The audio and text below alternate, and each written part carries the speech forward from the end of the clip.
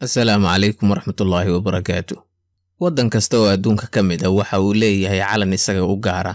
Iyadoo ay saasi tahay ayaa waxaa dhici karta mararka qaarkood inay calannada dowladaha qaybtooda isu ekaadaan, gaar ahaan marka la fiiriyo in midabada qaybtood ay ku badan yihiin calannada adduunka oo dhan. Tusaale ahaan, calannada adduunka oo dhan waxa ay midabkoodu ka samaysan yihiin buluug, guduud iyo caddaan inta badan.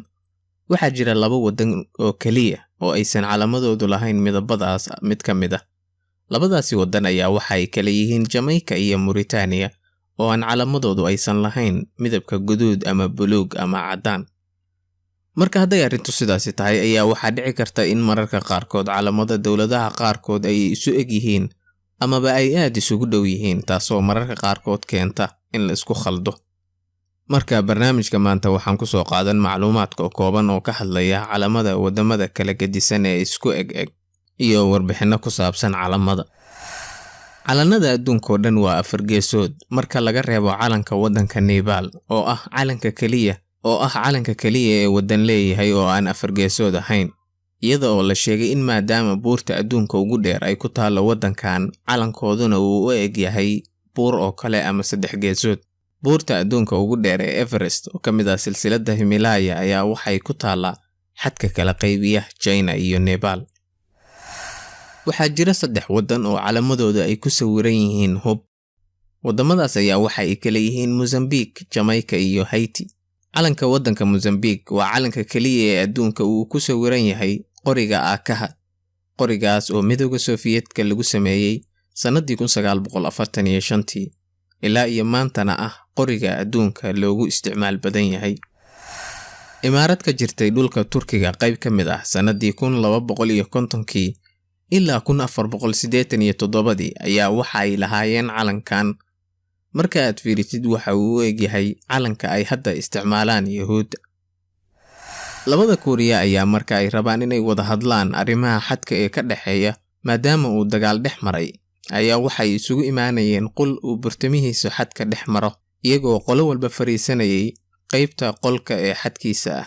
Laakiin wufuudda ayaa waxay qolka la soo geli jireen calankooda, iyagoo mid walba soo qaadan jiray calan weyn si uu uga weynaado calanka waddanka kale, taasoo keentay in calanka ay soo qaateen ay qolkii ka weynaadaan. Markaas kadib oo ay labada dowladood ku heshiiyeen in calanku cabir gaar ah uusan ka weynaan. Wadamada Haiti iyo Liechtenstein calamadoodu aad ayay isugu eg yihiin oo waxa ay leeyihiin midabada guduud iyo buluug. Inkastoo hadda waxyaalo lagu daray ay jiraan sida taajka uu leeyahay calanka Liechtenstein, laakiin ciyaartii Olombikada ee sanadii 1936 ayaa labada waddan calamadoodu isku mid ahaayeen oo aysan waxba ku kala duwanayn, iyagoo markaasi aad ula yaabay sida ay isugu eg yihiin calamadooda. Haddaba sanad kadib ayaa Liechtenstein ay calankoodii ku dartay taajka si ay u kala duwanaadaan calanka labada waddan. Wadamo kale ayaa iyaguna calamadooda la isku khaldaa maadaama ay midabadooda iyo qaabka ay u samaysan yihiin ay aad isugu dhow yihiin, sida wadamada Chad iyo Romania iyo weliba wadamada Ireland iyo Cote d'Ivoire. Wadamada Latin America qaybtoodna waxa ay leeyihiin calamo aad isugu dhow, sida calamada wadamada Venezuela, Ecuador iyo Colombia. Waxaa iyaguna jiray wadamo isku dayay inay bedelaan calamadooda markii lagu khalday calamada wadamo kale, sida New Zealand oo calankoodu aad ugu eg yahay calanka Australia. New Zealand ayaa afti waxay u qaaday si ay dadkoodu calan cusub u doortaan, laakiin aftidii ayaa dadku ay diideen in calankooda la bedelo.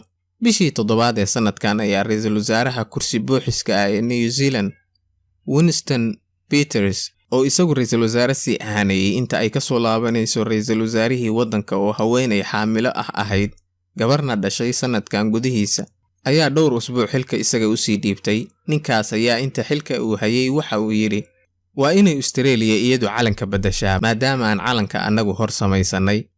Marka aan u soo gudubno calanka Soomaaliya ayaa isagu calamo badan oo u eg aysan dunida ka jirin. Waxaa mar noo soo dhawaa dhowr calamood oo waddanka Koongada Dimuqraadiga ay lahayd, oo dhowr xilliyo oo kala duwan ay calamadaasi lahayd. Waxaa isaguna jiray dhowr calan oo Mareykanka qaybo ka mid laga isticmaalayay oo calanka Soomaaliya u ekaa, sida jamhuuriyad la oran jiray West Florida oo ka go'day Spain.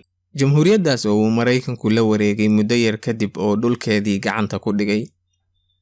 waxaana isaguna jiray calan bilowgii ay isticmaalayeen Confederate-ka Mareykanka markii uu Mareykanku laba u kala jabay, calankaas oo la dhihi jiray Bonnie Blue Flag. intaas ayaa nooga joogto macluumaadkii aan ka soo ururiyay calamada intii aan mar dambe kulmi doono. nabadgelyo, wassalaamu calaykum waraxmatullaahi wabarakaatu.